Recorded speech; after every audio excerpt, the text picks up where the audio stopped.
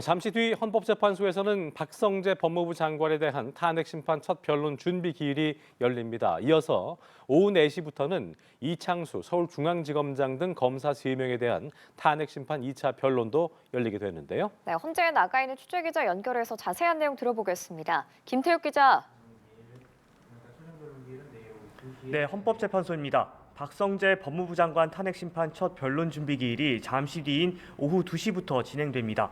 앞서 국회는 지난해 12월 내란 가담과 정치적 중립 의무 위반을 이유로 박 장관의 탄핵 소추를 의결했는데요. 앞서 박 장관은 조속한 심리를 진행해 줄 것을 요청한 가운데 탄핵 사유를 입증할 어떠한 증거도 없다며 탄핵 기각을 주장할 것으로 보입니다. 이어 오후 4시에는 이창수 서울중앙지검장과 조상원 4차장, 최재훈 반부패 2부장에 대한 탄핵 심판 2차 변론이 진행됩니다. 국회 측은 이들이 도이치모터스 주가 조작 의혹과 관련해 김건희 여사를 무혐의 처분했다는 이유로 탄핵 소추했는데요.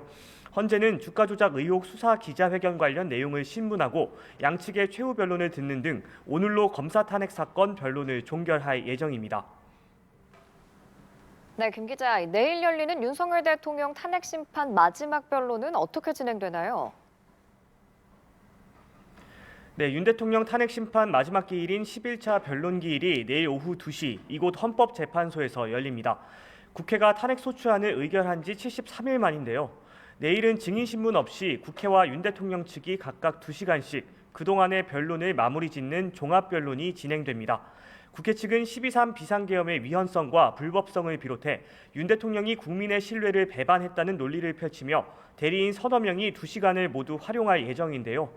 반면 파면 선고가 이뤄지지 않을 경우 대한민국의 몰고 올 파장과 우려 등을 강조하며 재판관들에게 탄핵 인용을 요청할 것으로 보입니다. 반면 윤 대통령 측은 야권의 반복된 탄핵과 정부 예산 삭감 등으로 국가 비상사태에 준하는 상황이었다며 계엄 선포의 당위성을 강조하고 당시 계엄은 경고 차원이었다는 주장을 이어갈 전망입니다. 시간 제한 없는 당사자 최후 진술에 많은 관심이 쏠리고 있는 상황인데 양측의 준비 상황 정리해 볼까요? 종합변론 이후에는 정청래 국회 탄핵소추위원장과 윤 대통령이 시간 제한 없는 당사자 최후 진술에 나설 예정입니다. 윤 대통령 측은 주말 이틀에 이어 오늘도 구치소에서 윤 대통령을 접견하고 변론 전략을 준비한 것으로 전해졌는데요. 윤 대통령이 자필로 최후 진술서를 작성 중이라며 내용과 분량은 정해진 게 없다고 밝혔습니다.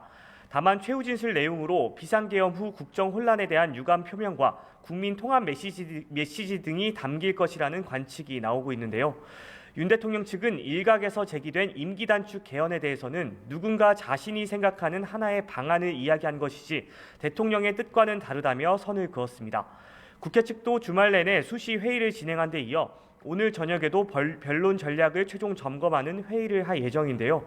정 위원장은 내일 국회와 선관위의 병력을 투입한 이번 계엄이 헌법과 민주주의를 얼마나 파괴했는지 등 파면 필요성을 강조하는 내용으로 약 20분 분량의 최후 진술을 진행할 전망입니다. 변론이 마무리되면 헌재는 재판관 평의와 최종 표결 절차를 거쳐 결정문을 작성할 예정인데요.